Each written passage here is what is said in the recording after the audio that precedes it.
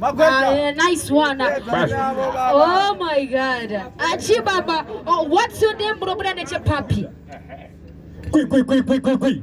Don't see that Gabagweja out of Roton. It's like a boys, don't you move from before for Nika? My team and no time to waste, huh? Okay. Magweja. Okay. Last time the Kangwa Titi, apa ndisikizi pemba kubura kiti.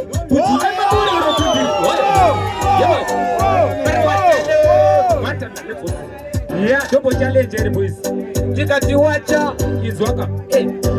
Tikuda mukomane wezulana Kabhidha na iye kapumpa kawe kukirwa sula. So tikamane ndido we murabana leo. Atiyeberana kabaruma rikono. Tuduke mahuwa zimakiki wa unorowa imoko kwa naiba mtiki. Usati wa parara maneno tuwaziki. So miseka tamastiki wondiri dangerous ifanenge kabombastiki. Usanti bata inene ndiri electricity. Ala kutonora kafanenge kafiziti wako. Listen! Mbuzi ya tura kumajoko. Aweta ripa msoro senge moko. Kupone meranzo, unane koko. Unapasema muto, weja msongo.